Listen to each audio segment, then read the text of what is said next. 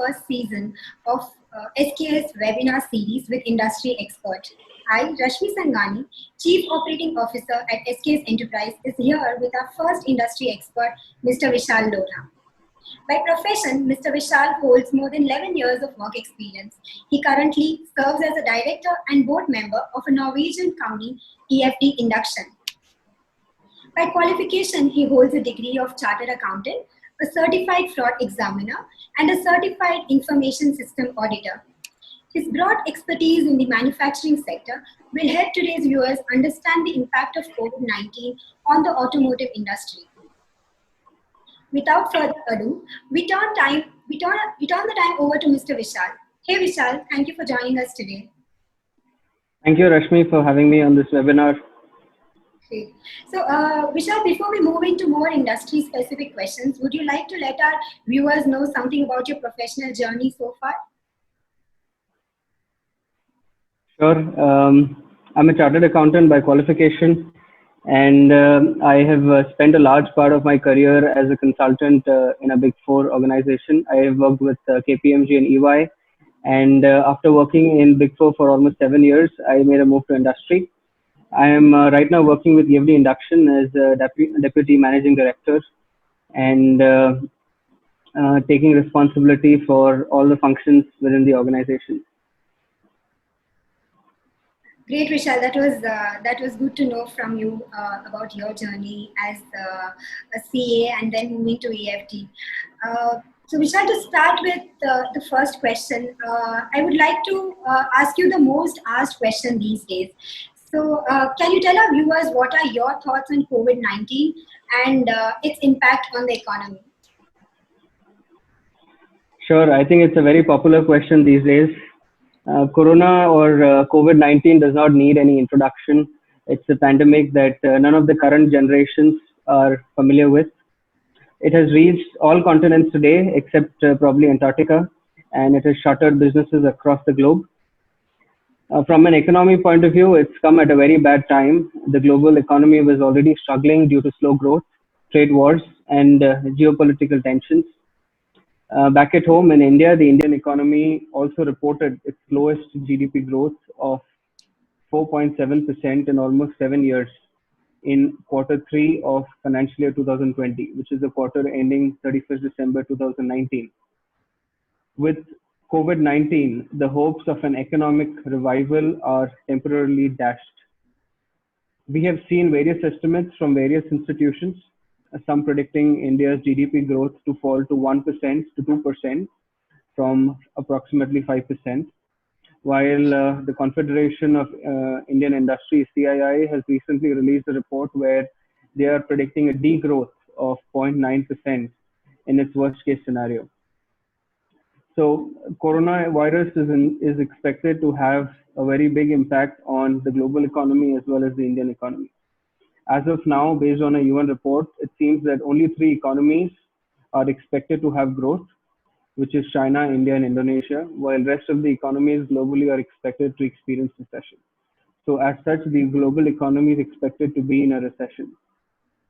The pandemic as such is expected to create this deep recession and also deep unemployment, which has not been experienced before. That's a great information, and I'm so happy to be a part of a country which is expected to do well even during this situation. So, Vishal, as you mentioned that COVID-19 has affected the whole of world economy, and as we all know, one of the most affected sector is the automotive industry. So this industry also happens to be your core industry. So would you like to share some light on how COVID-19 has affected the automotive industry? Sure. As our viewers must be aware, the automotive industry was already under stress, and it was reporting one of its worst years of growth in the last 20 years. And this was because of various reasons, turmoil in the financial markets in terms of lending, movement from BS4 norms to BS6 norms, significant focus on electric vehicles from the government side as well as globally. All of this had created a negative effect on the existing business itself. So with coronavirus or COVID-19, the situation has actually worsened. the complete value chain of the automotive industry has been directly impacted. Since the lockdown, on one end, there are no sales, on the other end, there's no production. So most non-manufacturing costs are as such fixed in nature, which continue even during the lockdown. So this is going to hurt working capital as well as the financials of the automotive companies as well as their vendors. Even once the lockdown is released, it's going to take a lot of time to reach the pre-COVID situation. Manufacturing companies are required to put in place new protocols and norms of operations, staggered and shift-based working, and in many cases operate with only 50% of the staff. Supply chain and logistics will also have difficulties. Similarly, the most important part is the demand, and that is also expected to drop significantly. And that's because of various reasons. It could be lower disposable incomes, it could be because of focus of people on essential needs and essential items, it could be because of unemployment. On the other side, there is also theory and there is also speculation that many people may prefer to buy their own vehicles in order to avoid public transportation and therefore also avoid spread of communicable diseases such as coronavirus. But we have to wait and watch and see whether this theory really turns out to be true or not. But this theory has been true in China, particularly after the outbreak of the previous virus, which was the SARS virus. And after the lockdown was released, China saw a big spike in the demand for automobile. And Maruti Suzuki recently came out with a statement expecting that a similar trend would happen in India as well. But we have to wait and watch if the theory can turn out to be true. But otherwise, we can expect and we can say that coronavirus is going to have a very negative impact on the automotive industry. Vishal, we recently saw that Japan providing heavy incentives to their corporation to take out their operations from China. So, do you think the world economy is ready to take this step and reduces its dependence on China? I think it's not as simple as some of the news articles would make us believe. International trade is also impacted by international politics, and large organizations and corporations have made massive investments in China, running into billions and billions of dollars, and that's a lot of money. So the shutters will not be closed down overnight.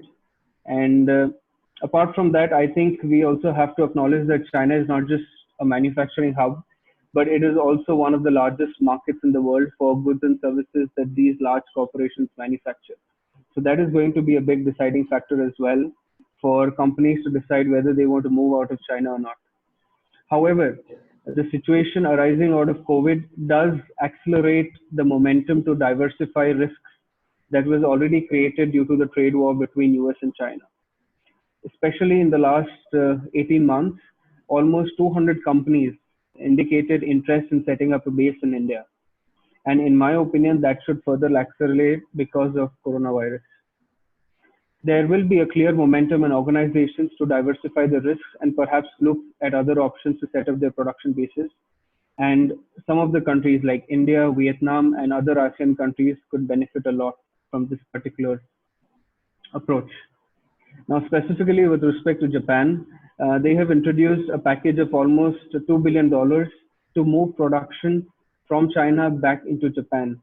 And they have given an incentive package of about $216 million to move production out of China into any other country other than Japan. So as such, the second package is not a very big amount because Japan is the third largest economy in the world. And at least within the automotive segment, the Japanese corporations and the suppliers are already well spread out in the ASEAN region, in Thailand, in Indonesia, and in other countries. Also, I should also add that China is actually Japan's largest trading partner. So we'll have to wait and watch and see how the equations play out. And some automotive companies have already indicated after this incentive package was introduced that the manufacturing facilities that they have in China, specifically for the Chinese customers, are not going to be moved out. So that's some good information that we get from you about how different countries are going to still keep or reduce their dependence on China. Moving ahead, Vishal, we would like to know that what measures should government take in order to revive the economy? Sure. It's a tough situation for the government as well, and it's unprecedented in scale. But there are many measures the government of India can specifically take. And in my personal opinion, this government has the mandate as well as the courage to do it. So some of the steps that they could take would be, for example, encouraging companies which want to move out of China to set up a base in India. So we have to welcome them and we have to support them in order to set up a base in India. Red tape has to be reduced, bureaucratic procedures have to be further reduced. A lot of reforms have to be introduced in terms of land related regulations as well as labor related reforms. Some of this is already in progress, but a lot more has to be done and the speed has to be increased. If the climate for investments can be improved, we could convert the coronavirus crisis into an opportunity for both the foreign players as well as the local players. Another important step that the government can take is on improving liquidity within the system. So RBI has already taken a lot of steps. In the last 3 weeks, we've seen almost two sets of relief packages being introduced by RBI, but it was largely focused on improving liquidity within the banking system. But for the growth of the economy, what's important is that this money has to move into the corporates, into the businesses. And we have seen in the last few quarters that banks have been very hesitant to lend money to corporates. They've been trying to be risk averse and not take undue risks. And the government has been nudging public sector banks in order to go out and lend money to the bankers, to the corporates, and has also indicated that genuine business decisions, no targeting would be done for that, and they would be seen in the right light. So it's very important that in the current situation, RBI and the government has to nudge banks, especially the public sector banks, to go out and lend money to corporates. That's extremely important. Just having liquidity within the banking system is not enough. Another important step which the government could take is on providing some form of an incentive for MSMEs or perhaps even for all businesses who have suffered losses during the lockdown period. One of the ways could be that they could bear the EPF or the pension cost of all employees for this period. It's just one of the ideas which has been implemented in China by the Chinese government, and that did help many of the companies, including our own sister company in China. But there could be many other ideas or forms in which the government could provide some form of a cash relief to all companies. And as we speak, I'm aware that the government is working on a stimulus package for the economy. So we have to see what the stimulus package contains, and I hope that it contains a good amount and volume of stimulus, which is at least 3 to 4% of the GDP of the Indian economy, so that it's sufficient and it can accelerate the momentum in the growth. Lastly, I would say that the Indian government has to continue with structural reforms. That's extremely important. And at this time of crisis, it has presented itself as an opportunity because if you don't change, you will not be able to progress. So this is a perfect opportunity as well. So ease of doing business, simplification of GST, reducing personal income tax for the high income group. Many of these initiatives are possible, and the government should continue on the path of structural reform. So these are my ideas on what the government could do to revive the economy. So these ideas that you mentioned are all financial ideas. So are there any challenges apart from these that a company will foresee even after the lockdown is lifted? For example, the local laborers have all moved out to their respective villages now. The market is not the same as it used to be before. The financial stability of people is changed now. So do you think there are non-financial related challenges that a company will foresee after the lockdown? Definitely. I think there are going to be a host of non-financial challenges for all corporates, and depending on the sector and industry, it would vary from company to company. But the first major challenge that I foresee would be a big slump in demand, and which is expected across sectors. People are expected to reallocate the money in their pocket towards essential items. So discretionary spending is expected to reduce.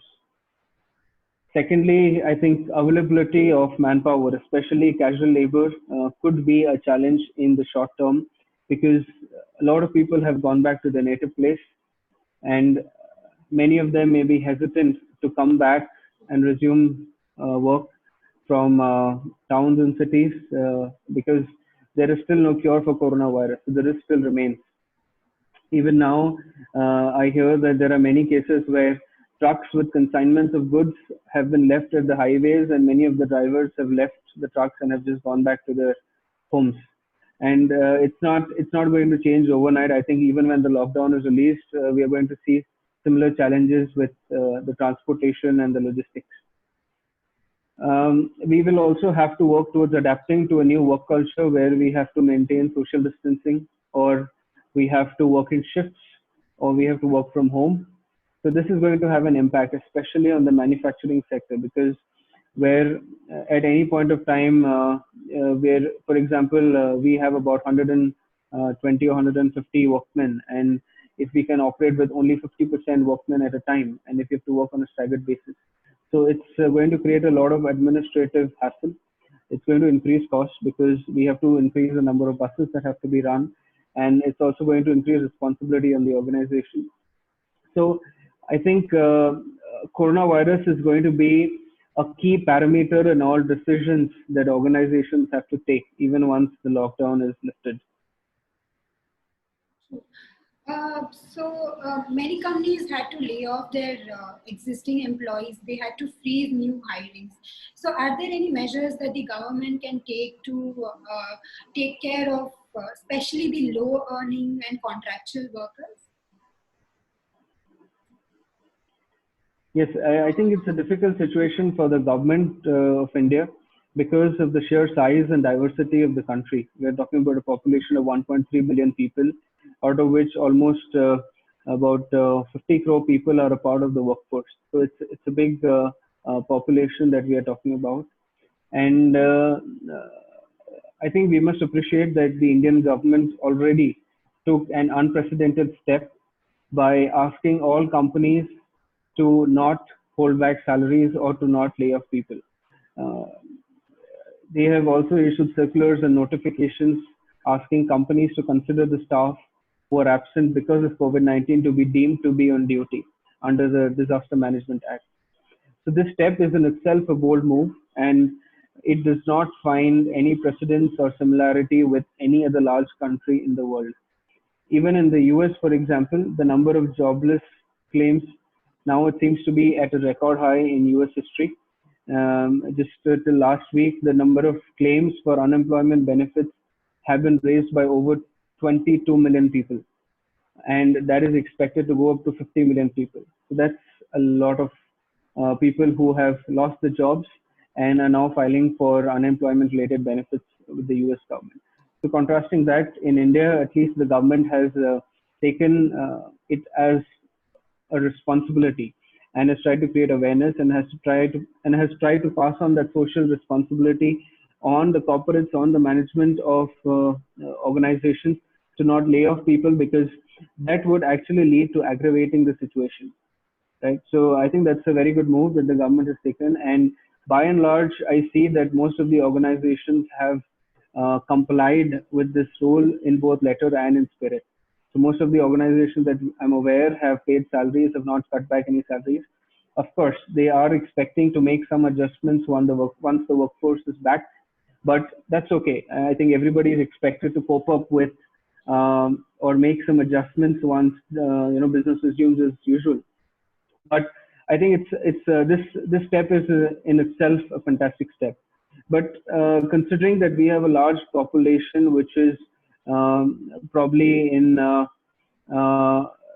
towards the lower strata of income, I would say that one of the major steps that the government could additionally take is to increase the direct benefit transfers to the lower section of society.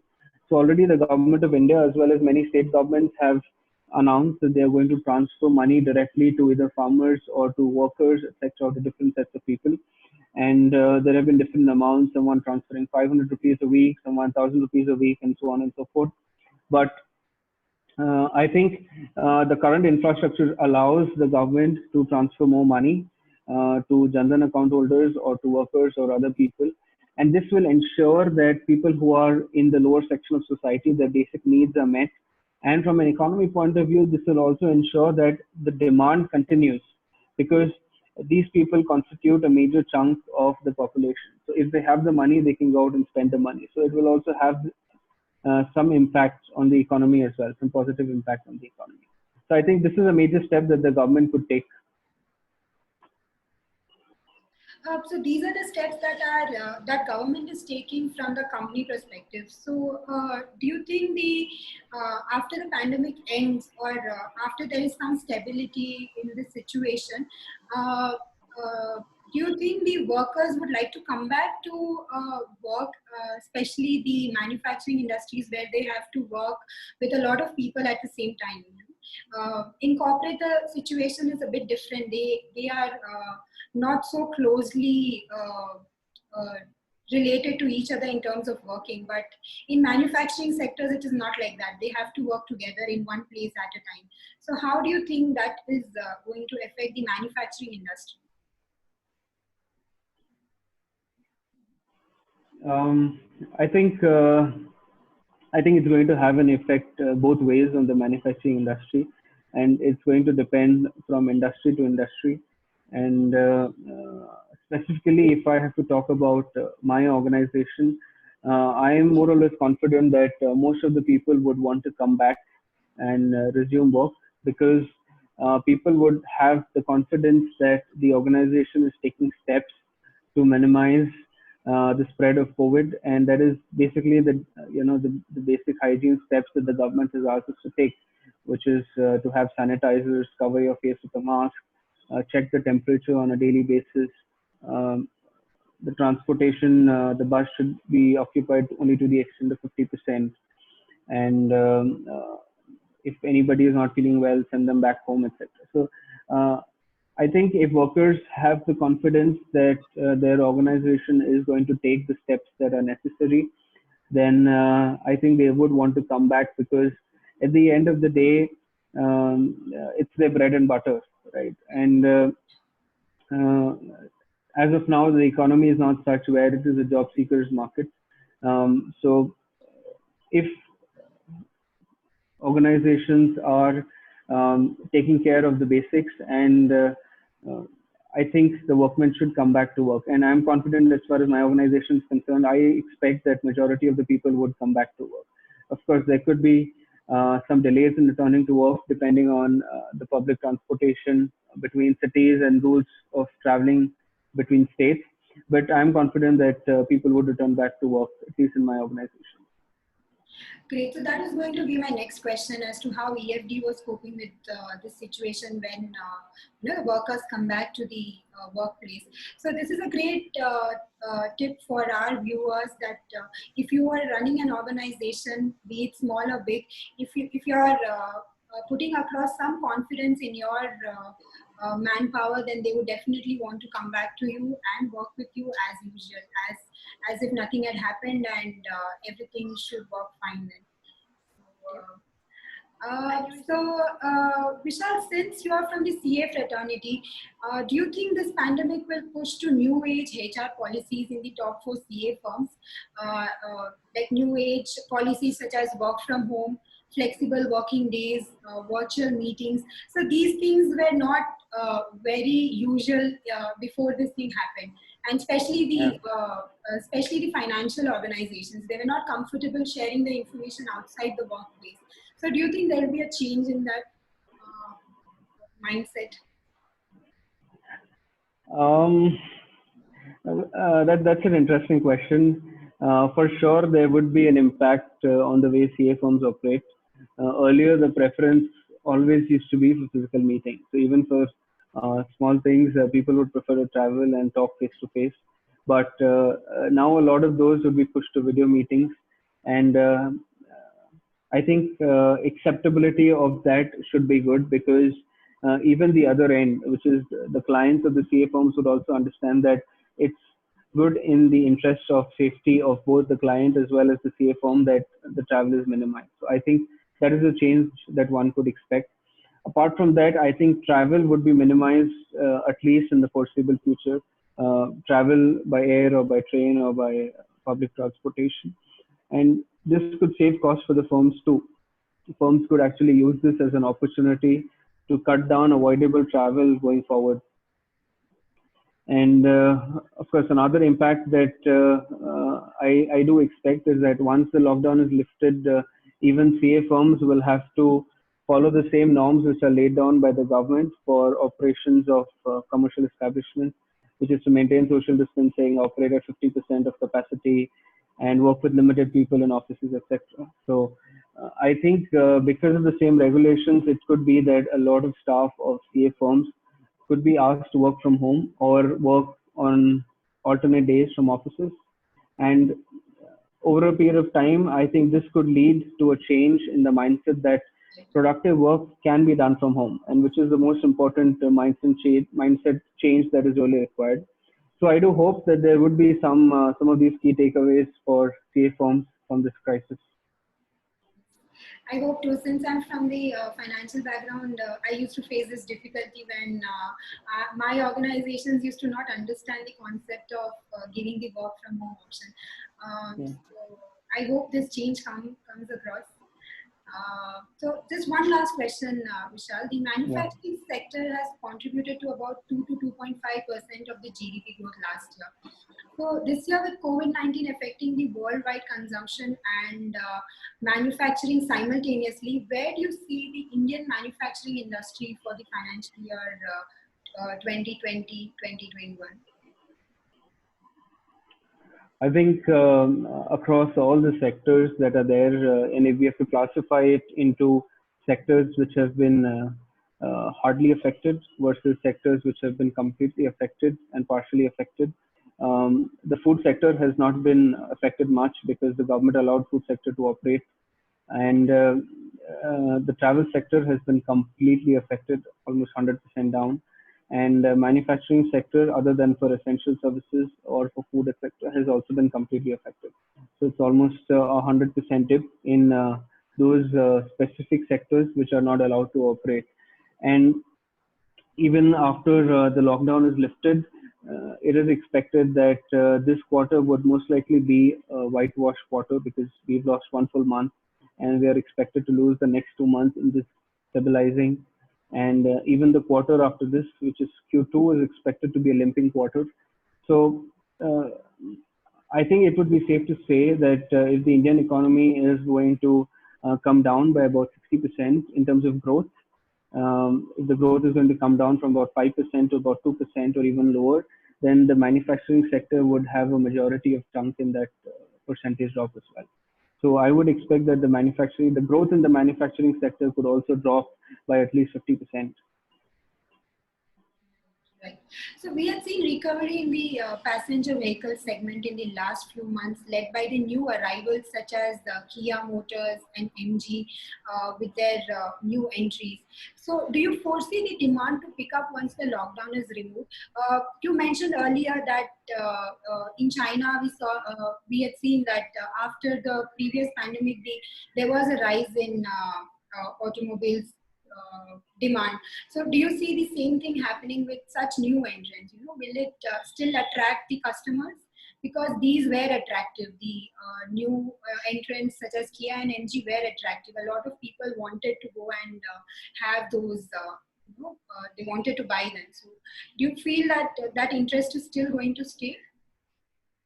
I think there are two specific points here for consideration. One is the product preference of a car buyer, and that we are clearly seeing a trend that people would prefer to go for an SUV to the extent that's possible, and the prices of SUVs have also come down significantly. So now we are able to get a good SUV for a much lesser price as compared to the situation a couple of years back. So both Kia Motors as well as MG Motors, with the models that they launched and with the features that they launched, I think they placed the product in the absolutely appropriate segment, and that attracted demand for these two particular cars. Now, after the lockdown is lifted, do we expect that the demand would continue in the same fashion? I would hope so that it does. But as I mentioned, there are going to be multiple forces at play, and unfortunately in contradictory directions, because as a common man, somebody who wanted to buy a car or who wants to buy a car would now want to go for it and pick up the car because he would see it as a safe option. And when I speak to my bankers and other people, they say that the number of hits they see on their websites on in terms of inquiries for car loans has increased significantly in the last 5 weeks to 8 weeks. So that itself is an indication that once the lockdown is lifted, there could be a momentum towards picking up the cars. But on the other hand, another important factor to at play would be that people may want to hold back on purchases because they may see their jobs at risk, or they may want to reallocate the disposable income in their savings to something which is more important, and may not want to invest in a car at this point of time.